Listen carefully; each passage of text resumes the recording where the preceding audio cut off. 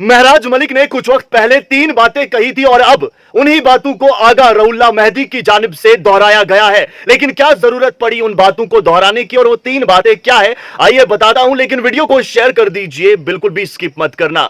महराज मलिक की जानिब से कुछ वक्त पहले कहा गया था कि जब भी रियासती दर्जे की बहाली के लिए एहतजाज किया जाएगा तो रियासत के दर्जे की बहाली के साथ 2 और बातें ऐसी हैं जो हमारे लबों पर होनी चाहिए थी, जिनमें से पहली बात है यहां की जमीन पर सिर्फ यहां के लोगों का हक और साथ ही साथ यहां की जो नौकरियां हैं उन पर सिर्फ रियासत में बसने वाले नौजवानों का ही हक होना चाहिए। और ऐसी ही कुछ बातें आगा रउल्ला मेहदी की जानिब से भी कही गई हैं।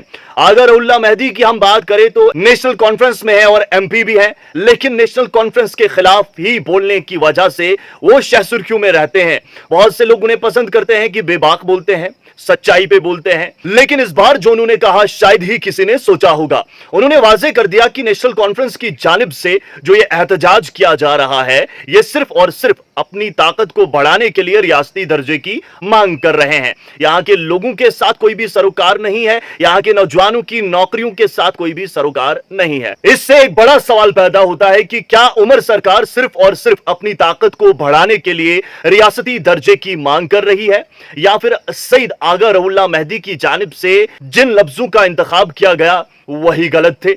ऐसे ही कुछ लफ्जों का इंतखाब कुछ वक्त पहले महराज मलिक की जानिब से भी किया गया था। हालांकि जब दावतनामे पर हमारी नजर पड़ी तो उसमें महराज मलिक का नाम ही नहीं था, जिस पर सवाल भी किया गया, लेकिन उस सवाल को हंसी में हुकूमत की जानिब से टाला गया। महराज मलिक ने कहा कि जो भी अवाम के हक में होगा महराज मलिक उसके साथ है।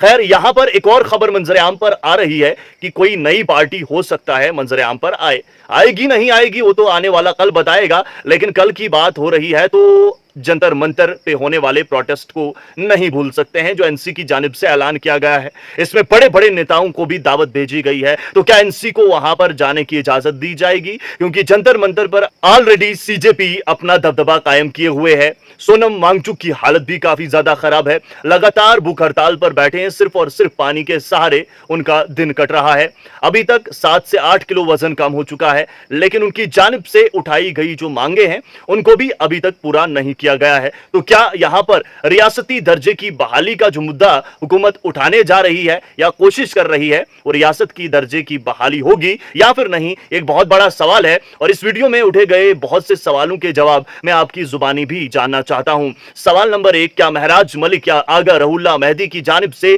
जो लफ्जों का इंतखाब किया गया या जो कहा गया वो सही है, या फिर जो यहां की हुकूमत इस वक्त कर रही है सही वही तरीका है? इसके अलावा मुझे यह भी बता दीजिए कि महराज मलिक और सईद आगा रउल्ला मेहदी में से आपका फेवरेट लीडर जम्मू कश्मीर में कौन है? बहुत बहुत शुक्रिया आप सभी का मुकम्मल देखने के लिए।